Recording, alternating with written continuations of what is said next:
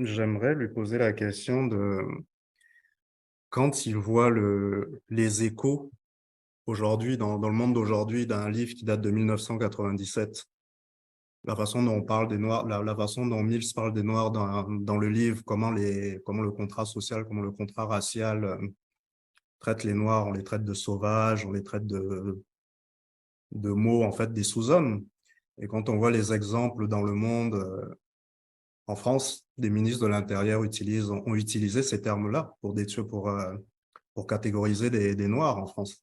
Nicolas Sarkozy a parlé de racaille, de Karcher, de termes comme ça. Ce sont des faits qui datent il y a quelques années. Donc, j'aimerais avoir son ressenti sur le fait que c'est encore d'actualité, c'est toujours d'actualité, en fait. Et on a juste à écouter, à regarder la télé, écouter la radio, se connecter sur Internet pour voir ces faits-là, en fait. C'est ça qui est particulier, c'est que le contrat racial est toujours d'actualité. Et même encore ce matin, je lisais par rapport à la question en Palestine qu'on vit en ce moment, un rabbin qui disait ces gens sont des animaux, ils n'ont pas besoin d'aide humanitaire. Et donc, le vocabulaire de animaux sauvages, barbares, on le voit encore. Quand on parle des ghettos, qu'on parle de jungle urbaine, comme tu disais, les termes qui sont utilisés même pour les manifestations qu'il y a eu cet été en France, c'est un vocabulaire qui est intimement lié au contrat racial, qui contribue à déshumaniser ces gens-là.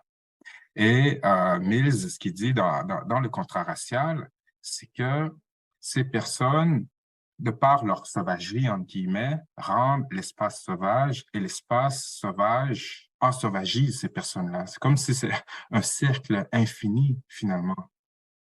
Le Québec, semble-t-il, c'est la seule juridiction au monde où il n'y a pas du racisme systémique. C'est quoi les faits? Les faits, c'est que les systèmes éducatifs, les enseignants, les facultés d'éducation, les intervenants ne peuvent pas parler de ça.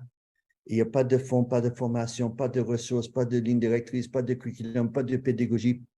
Et Joyce Echequan et d'autres, quand on a des cas qui sont visiblement des cas de racisme systémique, on ne peut pas vraiment l'étiqueter. Les gens le déplorent. C'était annoncé par le gouvernement qu'il y avait un consensus majoritaire. Non, la plupart des gens, surtout des gens de couleur, beaucoup de gens ont été contre. Voilà. La pénurie d'enseignants ici. Donc, des gens qui ont des diplômes qu'on n'engage pas et des femmes qui portent le hijab, qui portent le voile et qu'on n'engage pas. Il y a une pénurie d'enseignants et on est mieux ne pas avoir d'enseignants pour enseigner à nos jeunes qu'avoir une femme qui porte le hijab.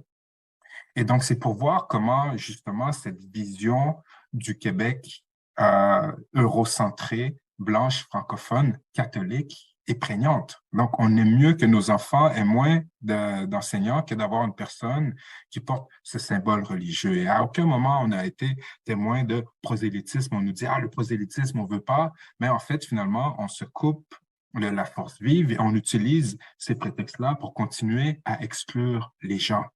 Et donc, des gens qu'on a exclus en raison de la notion de race, qu'on exclut aussi en raison de la spiritualité, de la croyance, de la religion.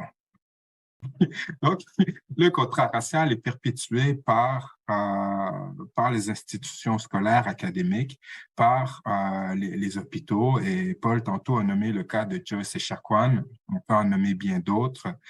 Et je le répète, le gouvernement Legault est un gouvernement raciste, xénophobe et islamophobe. Et il nous a tellement donné de preuves, élection après élection, année après année. Et ce que je trouve déplorable, c'est que à chaque fois qu'il y a on est en campagne électorale, François Legault ou ses ministres vont tenir des propos racistes ou xénophobes à la télévision, à la radio. Et les médias ont de la difficulté même à le nommer comme tel. On va dire, elle s'est mis les pieds dans les plats en parlant d'immigration, au lieu de dire ce sont des propos xénophobes, au lieu de dire ce sont des propos racistes. Un commentaire suscite la controverse. Et donc, un système suprémaciste blanc qui se construit autour de la blanchité fait qu'il y a bien des gens qui ont de la difficulté à identifier quand c'est raciste, quand c'est xénophobe, quand c'est islamophobe.